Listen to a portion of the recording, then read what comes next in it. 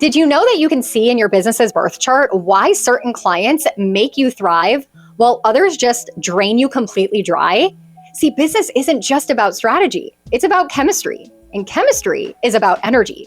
So yes, astrology can be the tool that unlocks the key to wild success in your business. It's about understanding the energetic blueprint. We tapped into that in part 1 of the Business Birth Chart podcast episode. And now we're here for part 2. We're going to deepen this energy and to help you have the best relationships with people around you so that your business is supported by yourself and others for it to thrive. So welcome to this episode of the Relational Astrology Podcast. I'm Mandy Rose. This podcast is dedicated to helping you have the best relationships in all areas of your life. And we know that business, especially if you're an entrepreneur, is a challenge in and of itself. And oftentimes we can be a one-man, one-woman show, but we need clients, we need coworkers, we need CPAs, we need other people to help our business succeed. And did you know your business's birth chart is going to be able to help you do just that? So in today's episode, we are going to navigate the different types of relationships you have in your business and where to look in the business birth chart on how to get them in the most harmonious, energetic alignment. If you are not an entrepreneur, but you're building a personal brand, maybe you do affiliate marketing or social selling, maybe you're in the corporate world and you're a boss and you have to hire people, I guarantee this episode will have some nuggets of wisdom for you as well. I want to share with you a quick story before we dive into all the good stuff. I have a long-term client and she runs 3 businesses, physical store locations. And one of the best things she did years ago for her business as a CEO, as a founder, and as someone who wants to build a wildly successful franchise, was having me come in as an astrologer to do birth chart readings for her, her business partner, and her employees. Now, as an entrepreneur, you're probably like, whoa, that sounds like really extra. That sounds like a lot of money. Actually, there's a lot of businesses out there, a lot of companies out there that use astrology as a tool for team building, to bring people together, to understand the strengths and weaknesses of every single person within the business, so that it can work together and thrive. So with her, what we did is she has a right-hand woman. Like she has got this woman that helps her with all the things in her business. And they work together on a day-to-day basis at the store, online, with clients, customer service, the whole thing. And so I looked at both of their birth charts and I said, this person here, my client, long-term client, is really good at the messaging, the marketing, and the emails. This is where she needs to be plugged in the most. While the other person has a lot of placements and energy in their chart that's really good with customer service, with soothing people's emotions, really good being nurturing and compassionate, and they need to be front forward facing. They need to be in the store. They need to be solving the problems. They need to be answering the phones. They need to be opening the emails for customer support. And so this is such a beautiful thing that they recognize within their business. Then we did birth chart readings for the employees. And same thing, we help the employees build a relationship with each other, what each of them needs as far as the way to communicate with each employee, right? As they hire people, understanding you need to speak to this employee in this way, but you need to speak to this person in that way. This is what motivates this employee to hit bonuses, but that's what motivates the other employee to hit their bonuses, right? Not everyone's motivated the same way. Not everyone listens the same way. Every single person you hire has their own birth chart. They're very unique. And so after we did this experience for her in one of her store locations and then with her main right-hand woman, she noticed a massive shift in her business, not just with happy customers and happy clients, but happy employees. And this created retention in her business where now her employees feel like family and they want to go above and beyond and they want to see the business thrive and success because they feel supported, they feel seen.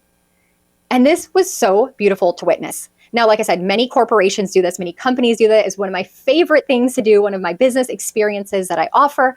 But I want to today to help you take some of this information and apply it into your own business. So if you still are a little confused about the business birth chart and which one to use and how to look it up and all of that, go back to part 1. But in part 2, we're going to deepen that information in the relational aspect. So we're going to be zooming in on every single relationship that helps keep your business alive, from your VIP clients to your virtual assistant, and everyone in between. So if you're into all of that, go ahead and grab your tea. I'm going to take a sip of mine today. Today, I'm drinking the Libra blend, which is all about partnership, collaboration, long-term investments in people. It is the energy of giving and receiving, the yin to the yang. So take a sip of yours, I'll take a sip of mine, and let's get into it. You're listening to the Relational Astrology Podcast, where we use the powerful tool of astrology to transform relationships in every area of your life, from romantic to personal, professional, and beyond. This isn't your typical astrology podcast, and you don't need to be an astro expert to join in. Get ready for real-life examples, practical tips, and tools you can start using right away to strengthen your connections. Ready to improve the relationships in your life? Grab your birth chart and let's dive in. So the first relationship we're going to be navigating in your business is the one you have with yourself. So here's the thing. You have to understand that you fit somewhere into your business. So in part one, I used the Relational Astrology Podcast as the birth chart as the example. And in using that example, I shared how it's a Virgo rising energy. And then I compared it to my own personal birth chart where I'm a Virgo sun. So I know that I shine and radiate Virgo energy. So it's going to be really easy for me to promote this podcast and to be the face of the podcast. But that may not be the case for you and your business. It may be, for example, that your business requires a lot of fire energy, but maybe that is your personal missing element. And so it challenges you to step into that missing element of fire and to be more passionate, to be more direct, to be more bold, to be more risk-taking. But you don't have that natural energy. And so you have to infuse it even more to be aligned with your business. But that also tells us, hey, maybe you find a business partner, or you find another practitioner to collaborate with that has more fire energy. And so understanding the relationship you have to your business and how you fit and best with your business is step number one. Let me give you another example. Let's say your business really needs Mercury in Capricorn energy. It needs the voice, the tone, the language that is very direct, that is very focused on success and wealth. It is brutally honest. It's like grandfather wisdom. And that's actually where your Mercury is placed. Perfect alignment, right? The way that you naturally speak is the way that your business needs to be communicating its messaging, its marketing, its offers out into the world. That's great harmony. But maybe it's a different energy. And so you have to learn to tap into that other Mercury energy. And this is like how being on Earth School and building a business and being an entrepreneur is personal development, right? Everyone says that, but they don't understand a lot of this is just energetics, and it's explained by astrology and the birth charts of you and the birth chart of your business and how you're compatible. The chemistry, right? So you could actually be the one sabotaging your business, or you could be using your superpowers to engage with your business. You could be outsourcing based on what you don't have, or you could be expanding and growing into what your business needs. Now, the other aspect of this is to have a good relationship with your business is understanding what your business needs to thrive. And that was more of part one. So I don't want to harp on that here, but I do want to just remind you that if your business feels frustrating, the money's not flowing in, the offers don't feel aligned, it's likely that you just don't understand your business's birth chart as if you would understand your own child. Your child has a birth chart. And if you're into astrology, you want to understand it. You need to do the same for your business. That way it thrives and grows with your energetic support. Now let's move into the second type of relationship that's really important in your business. And that is the one that you have with your clients. It's what everybody wants to talk about. How do I attract more clients? What are the right types of clients for me? What are the type of relationships that I need with my clients? Do I be mothering and smothering and call them all the time and let them call me at all hours of the night? Or do I have more of a boundaries approach, more of a paternal approach, right? How much communication? When you look at your business's birth chart, you're going to look to the seventh house energy. This is the energy in your business of long-term clients, long-term collaborations. And so if you have clients long-term, people that you're building relationships with over the years, maybe you have a long-term coaching container. Maybe you want to get a customer for life, right? You need to look to the seventh house energy. That is the ideal feeling relationship that you're building with that long-term client. So for example, let's say you have Sagittarius in the seventh house. The relationships that thrive in your business are ones that are fun, exciting, always changing, feels like an adventure. So if you get into a long-term coaching container with somebody, to not feel like that client is draining you and draining your business, this person needs to be optimistic. They need to be excited. They need to want to learn. They see your product, your service, your business, your offer as an adventure, something that they are really joyful to explore. You wouldn't have ideal clients in this business that are negative Nancy's, that are coming in with a bunch of problems, that are needing you to rescue them. They're ready to shoot that bow and arrow and go chase it wherever the wind may blow. And so building a relationship with this client would be about surprise offers. Oh my gosh, you've been a client of mine for so long, you bought your third product, surprise. Sagittarius loves some surprises, surprise. Here's 50% off. Here's a surprise gift, right? You send them something around Christmas. Maybe it's a long-term coaching container. And so it's like you show up really excited, and each call is like going on an adventure, and it's like an exploration experience. Maybe it's retreats, going to foreign lands or foreign places with them. But if you have a different energy in the 7th house, you need a different type of client relationship. Obviously, there's 12 different signs, so we can't go through all of them. I just want to introduce you to how important this is so you don't feel drained by people. And so these are the type of relationships, the way in which you are going to connect with your clients, right? Now, we can go deeper into that. How do you attract clients? Goes back to the Venus placement of the business. That's the brand, that's the coloring, that's the aesthetic, that's the vibe, the feeling. That's more in part 1. But to kind of layer this just one more level deeper is in the long-term client relationship building, you're going to want to be consistent with your messaging and your marketing, the Mercury placement, so that you're calling in the right people to the business for what the business stands for. Now, another third really important relationship in your business is going to be people that you collaborate with or business partners, right? How do you know the right business partner for you? You want to co-found something. And many people, what they do is they're like, I'm going to start this brand with my sister. And then it doesn't work out. Or I'm going to start this brand with my best friend. Turns out we're not that compatible. I want to start my business with this expert in the field because they're really good at what they do. It doesn't work out. Why doesn't it work out? Because you weren't analyzing your birth charts and the chemistry of it, and not using both of your individual birth charts, like I said in the example before with one of my long-term clients, for your own unique superpower so each person stays in their own lane.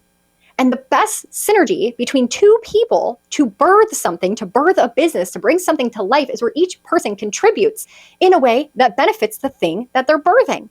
It's the same way with parents and a child, right? Each person has their role. One person's maybe the tough love parent, and the other person is the nurturer, the provider, the protector, right? It's different. And that's how you coax the thing alive and then keep it going and sustain it and build wealth. And so when you're finding a business partner, a business collaborator, I'm going to encourage you every single time, and even throughout chapters and seasons of the business, to check in. Which compatibility do you have with that person? And are you able to communicate with them effectively? Are you able to understand them? And then how each person plugs into the business and when they plug in. This is also great when, for example, the business partners or the collaborators need to work on the business individually because the other person has to go on vacation. So we can look at optimal vacation times. You go on vacation here because in your personal birth chart, this is a time where you need to rest. But the other person has great aspects. They're full of energy, they're full of life. And so that person stays on the job, this person goes on vacation, and then they switch at a different point throughout the year. You'd also want to know the rising sign of your business partner so you know what planet they're ruled by. If one person's ruled by Venus and the other person's ruled by Mars, that's freaking perfect, right? Because one person's going to be more like compassionate and caring. They're going to give customers or clients more grace. They're going to be more focused on how things feel and the look and the vibe of the store or the website. And the other person is like action, strategy, making decisions, like moving forward, right? Very masculine. There's many other different compatibilities. I'm just using that as an example. So very, very important. Now, let's say you're in a niche, you're in an industry, and you want to collaborate with somebody. Let's say you're a health coach and you want to work with other health coaches. How do you know which health coach is the best one for you? If you're a health coach, maybe you have a personal brand, right? You don't have necessarily a business. You're just a coach. You're a one-woman show, and you're using your own personal birth chart. You would look to the 7th house because this is the area, again, of long-term relationships. The type of people, the type of clients that help you thrive instead of draining you dry, right? But if it's your business's birth chart and you want to look at collaborations within your business, so let's say you have a company, let's say you are building a product and you want to collaborate with influencers. you're going to want to look to the seventh house energy. It doesn't need to be the zodiac sign. You need to have the energy for this one. You want to have influencers market your product, market your service, market your business, talk about your business. They need to do that in the element of the seventh house. Why? Because let's say the element of your seventh house is water, Cancer, Pisces, or Scorpio. That influencer needs to embrace that water energy of speaking to, of showing up in an emotional way, speaking to the emotions, making people feel like this product is going to make them feel good, self-care, make them feel soothed. It's going to solve a problem for them, that there's someone who's like trustworthy and they're looking out for people by sharing their messaging of your product, your service. And then the way that they're communicating that, right, in the energy, in the element, water, it's going to attract your ideal customers. Because remember, the seventh house is the zodiac sign that your ideal customers need to feel and that the business needs to be in long-term relationships with the customers and clients. And that's just one example. Maybe you're not looking for an influencer or someone to market your business. You're looking for someone to connect with and collaborate with. So you're doing an event together with somebody. I would, again, look to the seventh house of your business because, again, that person bringing that energy, and again, they don't have, like, let's say, for example, the seventh house is Gemini. It doesn't mean that person needs to be a Gemini sun or a Gemini rising or anything like that. It means that this person has to be giving the feeling of, because remember, zodiac signs are just energies, vibes, lenses. The person needs to be given the Gemini vibe off. They need to be lighthearted. They need to be witty. They need to be fun. They need to be educational. They need to be intelligent. Because again, that's what's going to resonate with your customers, your clients, the ideal long-term people that come into your business. So again, we could talk so much more about that, but I'm just giving you like some nuggets here. Let's move into the next relationship that's so important to your business. Who you hire to help your business thrive and survive. So we're talking CPAs, we're talking mentors and coaches, we're talking employees. So let's start with employees. Let's say you're a boss, right? You don't even have your own business. You're a boss. You're CEO of a company, or you are manager of the company. How do you know what employees to hire? So if you are just working corporate, what you're going to want to understand is what energy the position is, okay? And then you're looking for that energy. Obviously, you can't sit down and look at someone's birth chart when you're hiring them. And if you can, that would be epic. And that's part of my goal as a relational astrologer, is help everyone see how important this information is, not only in the hiring process, but in the relationship process, in the world, in our day-to-day life. But if you're hiring someone, you're going to be looking for the job position. Do they need to communicate a lot? And so when they come in, are they a mercurial person? Are they intelligent? Are they curious? Are they open? Are they using, lots of words? Are they communicating in emails back to you right away? Are they writing thank you letters, right? You're looking for the energy of Mercury in their vibration. Maybe the position requires somebody who is very, they're doing a job that is like design or marketing or creativity or something like that. Do they come in really well dressed? Is Venus their primary planet, right? Are they coming in well dressed? Are they able to give off the energy of creativity, of feminine, of flow, of open-mindedness, right? And obviously, if we can go into the birth chart readings, like in the example that I gave for my business owner, where I came in and we worked with all the employees and understanding their own charts and helping each other understand everyone in the business a little bit better, that is optimal. But I know that's not always the case when it comes to hiring. But if you're a business owner and you're hiring a CPA or you're hiring a coach or a mentor, it might be important to know their birth chart. I'll give you an example for me personally. I was trying to hire a CPA. Now, the CPA was going to overlook all of my businesses and my own personal finances. She's a tax strategist. I did over 20 interviews for people trying to find the right tax strategist CPA for me. And it wasn't until the final person I talked to that I actually hired, because this person gave me mama bear energy. I don't know her birth chart. Again, you don't need to know someone's birth chart. It's the energy that they're giving you. They're giving your business, right? And the needs of your business, the needs of you. And so she made me feel very safe. When I was talking to her about my business, one CPA that I interviewed said, "Oh, you're still using Venmo in your business? You need to cut that out." Like, very paternal. And I was like, hold on, lady, chill out, right? I don't need that vibe. And I had another person say, "Well, I only work with high-end clients. How much money have you made so far this year?" And I was like, rude, right? Do you know what I'm going to make? Like, I was so defensive. This last CPA, and she is the best. She is the bomb.com. Like, love her. She works with people all around the country. I call her my tax healer because she gave me mama bear vibes. I told her about something that was going on in my finances, and she was like, oh my gosh, that is awful. Like, we're not going to let that happen anymore. Like, I'm going to get in there. We're going to fix that. Like, this is going to be good. Like, don't worry about it. Or something else that I'd done wrong. She's like, don't worry about that. That's not going to be a big deal. Like, we got this. She gave me mama bear vibes, and I am a Cancer moon. So what I need to feel safe and secure with another person is the Cancerian energy. And that's what she was giving me. So I knew I needed to hire her in my businesses.